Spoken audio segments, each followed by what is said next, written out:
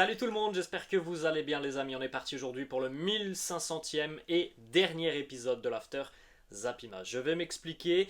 Alors ça fait déjà quelques semaines que je ne suis plus présent sur ma chaîne Robinho. La raison elle est très simple, je n'ai plus le temps à l'heure actuelle depuis quasiment un mois d'être présent sur la chaîne Robinho et la chaîne Robinho Real Madrid. J'ai choisi, c'est ma décision de continuer l'aventure sur la chaîne Robinho au Real Madrid parce que c'est un format beaucoup plus simple à gérer pour moi que la chaîne Robinho où peut-être que vous vous en rendez pas compte mais les informations que l'on a sur la chaîne Robinho elles demandent beaucoup de temps tout simplement à aller chercher à gauche à droite alors que sur la chaîne Real évidemment c'est moins compliqué parce qu'on est focalisé sur un seul club sur la chaîne du Real. Sur la chaîne Robinho, c'est beaucoup plus général, il y a des informations qu'il faut aller chercher partout et ça prend beaucoup plus de temps. Malheureusement, à l'heure actuelle, depuis quelques semaines, je n'ai plus autant de temps pour moi. Donc, il était préférable pour moi de prioriser une chaîne, surtout que la chaîne Real, depuis quelques temps maintenant, me correspond beaucoup plus. Je suis à fond dans tout ce qui se passe du côté du Real. Je prenais beaucoup moins de plaisir à faire mes vidéos sur la chaîne Robinho. J'ai tenu à aller jusqu'à la fin de la Coupe du Monde. Là, je termine aujourd'hui parce qu'on termine voilà, sur un chiffre rond, le 1500e, épisode. C'était une aventure quand même assez folle hein, pour moi de faire autant de vidéos sur ma chaîne principale. Je pense que vous comme moi avez pu constater que j'ai mis voilà, tout ce que j'avais dans cette chaîne, hein, 1500 épisodes quasiment tous les jours ou alors 6 jours sur 7, c'est quand même beaucoup d'investissement. Voilà, maintenant c'est terminé pour moi, je n'ai plus autant de temps à vous accorder entre guillemets. Je ne veux pas que la chaîne s'arrête, c'est pas mon objectif. En tout cas, le format habituel des vidéos que l'on connaît donc depuis quasiment plus de 4 ans maintenant, ce format des After Zap Images, il est terminé. Pour moi, je ne peux plus assumer donc le fait de sortir une vidéo par jour en ayant autant d'informations à aller chercher à gauche, à droite. Donc ce format de l'After Zap Image, il est terminé. On s'arrête sur le 1500e épisode.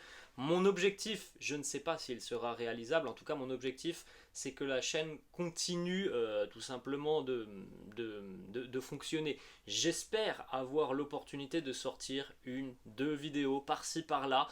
Sous quel format, je n'ai pas encore franchement réfléchi à la question du format, mais en tout cas j'espère pouvoir trouver du temps pour sortir une ou deux vidéos, peut-être par semaine.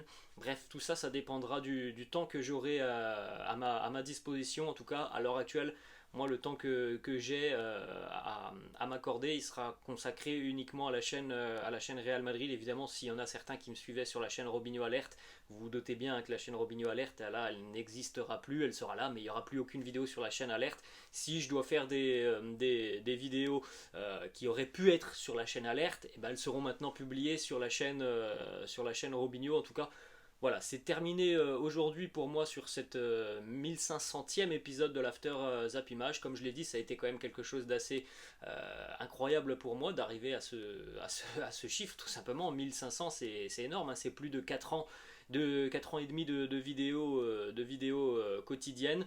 Vous avez certainement vu déjà depuis quelques mois maintenant que le concept commençait sérieusement à s'essouffler. C'était beaucoup de temps investi tout simplement pour allez 2500 vues. Donc voilà, pour moi c'est terminé. Je remercie évidemment tous ceux qui sont présents, qui ont été présents, peut-être qui sont passés en cours de route. Ça m'a fait énormément plaisir hein, parce que voilà, 1500 c'est quand même un gros chiffre. Donc si je suis allé jusque là, c'est quand même que voilà, il y avait quand même des personnes qui étaient présentes, qui étaient là pour me soutenir, pour me donner de la force. Donc merci à tous ceux qui ont été présents sur la chaîne. J'espère que l'on pourra se retrouver rapidement, hein, si le temps m'en donne l'occasion, on va dire ça comme ça. Et bien, j'espère que l'on pourra se retrouver rapidement. Mais voilà, histoire que vous compreniez bien, ce format il est terminé, il n'y aura plus de vidéos quotidienne sur la chaîne. C'est plus possible pour moi d'assumer les deux chaînes en ce moment, depuis quelques temps maintenant. Donc voilà, ça se termine ainsi. En tout cas, j'espère que vous avez apprécié quand même ce travail quotidien depuis quelques années maintenant, parce que je pense avoir été quelqu'un de très régulier dans mon travail. Et puis voilà, je vous remercie tous les amis. Et puis on va terminer aujourd'hui donc avec ce dernier épisode où on a quelques informations assez chaudes, notamment du côté de l'équipe de France, parce qu'on s'était quitté sur la finale du mondial, et cette défaite face à l'Argentine. Là, on a d'autres petites informations assez croustillantes, entre guillemets, qui sont sorties ce week-end. On va donc démarrer avec cette première information. Didier Deschamps qui prolonge son contrat avec les Bleus jusqu'en 2026. Ça, c'était samedi. Bon, on va pas se mentir. Maintenant que les Bleus avaient atteint l'objectif qui était le dernier carré, voire même plus loin, puisque les Bleus sont allés en finale, c'est pas forcément une surprise de voir Didier Deschamps continuer à la tête de l'équipe de France. On aurait peut-être aimé et apprécié avoir du changement. Pourquoi pas la présence de Zinedine Zidane, ça ne sera pas le cas. Il y aura donc un euro pour Didier Deschamps. Il y aura peut-être aussi, parce que 2026 c'est la prochaine Coupe du Monde, il y aura peut-être donc une nouvelle Coupe du Monde aussi pour Didier Deschamps. Ce qui perturbe un petit peu plus, c'est que visiblement, d'après le quotidien L'équipe, Noël Le Graët, le président de la fédération, dont on va parler dans quelques instants, parce que il y a eu des dérapages ce week-end hier de Noël Le Graët.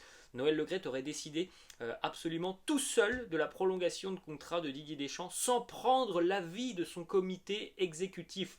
Ça, c'est quand même quelque chose de fou. On a l'impression qu'il est quand même en roue libre, qu'il prend les décisions que lui souhaite sans consulter les personnes qui travaillent aussi avec lui. Mais le problème, c'est que le fonctionnement de la fédération, c'est pas comme ça. Il y a un comité exécutif qui doit aussi donner son aval, et visiblement cette prolongation de contrat de Didier Deschamps, elle a été décidée seulement par Noël Le Graët, et ça ne fonctionne pas comme ça. On va poursuivre les amis donc avec des déclarations cette fois-ci du président de la Fédération française de football, Noël Le Graët, qui revient déjà premièrement sur la prolongation de Didier Deschamps. Il était hier l'invité de Bartoli Time, l'émission de Marion Bartoli sur RMC. Il nous dit la motivation de Didier est intacte, voire encore supérieure. Il avait très envie de continuer. Comme on l'a dit, l'objectif de cette Coupe du Monde, il a été atteint par Didier Deschamps. On peut tous être évidemment très déçus de l'issue de cette finale, mais l'objectif qui avait été annoncé, c'était une qualification en demi. Les Bleus ont échoué sur la séance des tirs au but de la finale de la Coupe du Monde. On continue les amis avec la une du jour de ce lundi du quotidien L'équipe, qui titre inacceptable, avec cette photo du président de la fédération, Noël Le Graët. En fait, hier, lors de cette émission de Marion Bartoli sur RMC, Noël Le Graët a été interrogé sur plusieurs sujets, et on va pas se mentir, il y a eu de très très gros dérapages du président de la fédération française de football, qui est en roue libre. Déjà, premièrement, il nous parle de l'absence de Karim Benzema sur ce mondial. Il nous dit: j'admire la carrière de Benzema, malheureusement il a eu quelques petits pépins, et je le regrette. Je me fiche de ce qu'on raconte. Le staff a été très performant. Si Karim avait été là, on n'aurait peut-être pas eu Giroud, et on n'aurait peut-être pas marqué autant. Bon, déjà c'est quand même assez fou. On essaye tous, tout le monde essaye de ne plus lier le destin, on va dire ça comme ça, le destin de Karim Benzema à celui d'Olivier Giroud. Là, on a le président de la Fédération française de football qui nous dit: ah, mais si Karim avait été là en Coupe du Monde, peut-être que Giroud n'aurait pas marqué autant. Donc il vient nous remettre une couche à ce dossier qui lasse tout le monde déjà depuis de nombreuses années. Et ça vient du président de la fédération. Déjà ça, c'est quand même assez fou. Autre déclaration sur Karim Benzema, il nous dit: ce que dit son entourage, je m'en fiche. Le staff a fait ce qu'il fallait. On avait 24 joueurs, on a terminé à 24. Donc le staff a été très performant. Benzema a repris l'entraînement quand la compétition se terminait, pas avant. Voilà, encore un mensonge. C'est un mensonge qui est tellement gros, celui-là. En fait, tout le monde sait, le Real a communiqué, tout le monde sait que Karim a repris avec le Real. Je crois que c'était, je sais plus, c'est à partir des quarts de finale, peut-être même des huitièmes de finale. Il était à l'entraînement. Je crois qu'à partir du stade des quarts de finale, il disputait, c'est vrai, un match amical de 45 minutes. Je crois que c'était face à Leganés. Mais voilà, c'est encore une fois un gros mensonge en plein direct du président de la Fédération française de football. C'est quand même complètement hallucinant qu'il nous sorte ce genre de bêtises. Ensuite, on continue avec cette fois-ci, alors là, ce qui est très très très très choquant, ce sont les déclarations de Noël Le Graët aux questions hier du côté de RMC, de Marion Bartoli, notamment sur Zinedine Zidane, qui aurait pu devenir le nouveau sélectionneur de l'équipe de France et qui, selon la presse depuis quelques semaines, était lié à l'avenir de la sélection brésilienne. Et voilà la réponse là, de Noël Le Graët. Hein. Là, on part quand même sur de la folie pure et dure hein, de Noël Le Graët, du manque de respect total envers l'une des plus grandes légendes du sport français, Zinedine Zidane. Donc la réponse de Noël Le Graët à l'avenir de Zinedine Zidane et notamment la sélection brésilienne, j'en ai rien à secouer. Il peut aller où il veut, dans un grand club en sélection. J'y crois à peine en ce qui le concerne. Il y a une autre question d'un journaliste. Est-ce que Zinedine Zidane a appelé tout simplement Noël Le Graët pour pourquoi pas se proposer pour le poste de sélectionneur de l'équipe de France. Voilà la réponse du président de la fédération. Si Zidane a tenté de me joindre, certainement pas. Je ne l'aurais même pas pris au téléphone pour lui dire quoi. Bonjour monsieur, ne vous inquiétez pas, cherchez un autre club car je veux me mettre d'accord avec Didier. Faites-lui une émission spéciale pour qu'il trouve un club ou une sélection. Voilà, on est sur quelque chose de complètement fou, hein, les déclarations du président de la Fédération française de football envers une légende du football français qui n'a absolument rien demandé. Hein. Zizou, il n'a absolument rien demandé. C'est quand même assez dingue hein, ce qu'il nous dit. J'en ai rien à secouer de son avenir. Il fait ce qu'il veut. Il y a quand même des manières de dire les choses. Il y a des manières aussi de respecter les légendes et la légende qui a pu être Zinedine Zidane. Et là, c'est vraiment un gros faux pas, je trouve, du président de la Fédération française de football. Évidemment, tout le monde du sport, mais pas que du sport, s'est lié contre le président de la Fédération française de football. Et je trouve que c'est tout à fait normal parce qu'il a complètement perdu les pédales. Il a dépassé les limites de l'entendement avec ce genre de déclaration envers Zizou. Hier, on a notamment Kylian Mbappé qui a réagi sur Twitter avec ce tweet. Zidane, c'est la France. On ne manque pas de respect à la légende comme ça. On a quand même Kylian Mbappé qui voilà, est l'immense star de cette équipe de France qui part en clash, en guerre directe avec son président de la fédération. On savait déjà qu'il y avait des relations assez tendues entre les deux. Là, ça va se poursuivre. On a quand même un président qui, on a l'impression, nous fait gaffe sur gaffe. À 81 ans, il serait peut-être temps de songer à laisser sa place. On va poursuivre les amis avec quelques informations qui concernent la Coupe de France. Le tirage au sort des 16e de finale a eu lieu hier. Alors, petite information, hier on n'a eu aucune surprise. Tout simplement, il n'y a eu aucune équipe de Ligue 1 qui a été éliminée sur cette journée de dimanche. C'est passé difficilement, notamment pour la JOCR sur la séance des tirs au but, mais au final, pas de surprise sur cette journée de dimanche. Vous pouvez jeter un petit coup d'œil hein, juste à côté de moi, les affiches du prochain tour, des 16e de finale. On aura notamment 3 affiches entre clubs de Ligue 1, à savoir Brest face à Lens, Marseille face à Rennes, c'est une belle affiche, et puis Toulouse face à l'AC Ajaccio. A noter que le Paris Saint-Germain va affronter quasiment un petit pousset, puisque le PSG affrontera soit Reims Sainte-Anne, équipe de N3, ou alors Wascal, équipe de N2, ou encore mieux, ça pourrait être le pays de Cassel, équipe de Régional 1. Donc voilà, ça va être une belle fête pour l'une de ces 3 équipes. On continue, les amis, du côté du Paris Saint-Germain, une information mercato. Selon le journaliste italien Matteo Moretto, il y aurait une offensive du Paris Saint-Germain pour Azzedine Ounahi, qui espère d'ailleurs boucler l'opération dans les prochains jours. Le PSG est très actif sur ce dossier. Le souhait du côté du Paris Saint-Germain, c'est d'acheter le joueur, puis de le laisser en prêt avec le SCO Angers jusqu'à la fin de saison. Il semblerait que Achraf Hakimi soit un élément clé aussi dans les négociations. On continue du côté de l'Olympique de Marseille. On attend aujourd'hui l'arrivée de l'international ukrainien Ruslan Malinovski.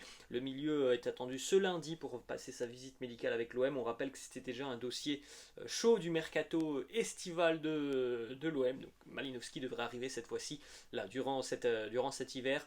Vraisemblablement un prêt avec option d'achat de 10 millions d'euros. On continue du côté de l'Espagne. Une information qui concerne le Barça. Fabrizio Romano annonce que le Barça est sérieusement intéressé par Benjamin Pavard en vue d'un transfert cet été. Le positionnement de Benjamin Pavard du côté du Bayern est de plus en plus compliqué. Il y a beaucoup plus de concurrence et son avenir s'écrit maintenant en pointillé du côté du Bayern. Donc c'est une belle opportunité pour lui que d'avoir un club comme le Barça qui est intéressé. Bon, si jamais ça se fait et si jamais il y a deal, ça sera l'été prochain. Le Barça s'est imposé hier 1-0 du côté de l'Atlético Madrid grâce à un but d'Ousmane Dembélé à la 22e. Un joli but de Dembélé sur un gros travail de Pedri dans un match qui voilà, n'a pas été le match le plus excitant de la saison. On a vu un Barça assez dominé, notamment en seconde période.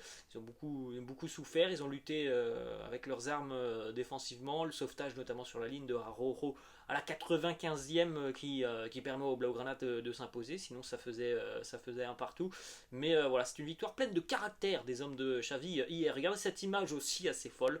Là on a vu une image de lutte peut-être hier entre Stefan Savic et Ferran Torres. Alors c'est encore plus parlant quand vous voyez la vidéo de cette altercation entre les deux joueurs qui étaient par terre en train de se tirer les cheveux, en train de se faire des clés des clés de bras, des clés des étranglements. Bon, c'était n'importe quoi. Les deux joueurs évidemment ont pris un carton rouge. Une déclat de Xavi qui nous dit: je suis content de notre pressing, de nos interventions défensives, des duels. Nous n'avons encaissé que 6 buts en 16 matchs. Nous n'avons pas réalisé le jeu que nous souhaitions en seconde période, mais je reste très satisfait. Voilà le classement de la Liga après cette 16e journée, le Real ayant échoué samedi du côté de Villarreal. Le Barça prend donc 3 points d'avance. On continue les amis avec un résultat en FA Cup hier. Manchester City s'est imposé largement face à Chelsea, 4-0. Doublé de Mahrez, un but sur penalty et un magnifique coup franc, un but pour Alvarez sur penalty, un but aussi de Phil Foden, très joli aussi le but de Phil Foden, 4-0. Chelsea n'a absolument pas existé durant cette rencontre, aucune occasion pour les Blues de Chelsea.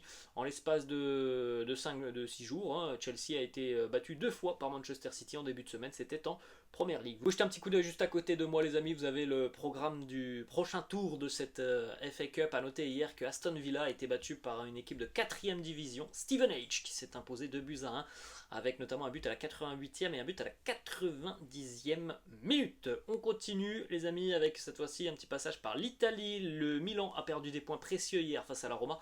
De partout, les Rossoneri pourtant menaient 2-0 grâce à Kalulu et Pobega avant que les Romains n'égalisent en fin de rencontre. 87e Ibanez et 93e Tammy Abraham. Grosse déception pour les Rossoneri. Du côté du Napoli, on a repris sa marche en avant. Le Napoli s'impose 2-0 hier chez un mauvais élève de la Serie A, la Sampdoria. Osimhen et Elmas, le Napoli avait raté un penalty au bout de 2 minutes de jeu.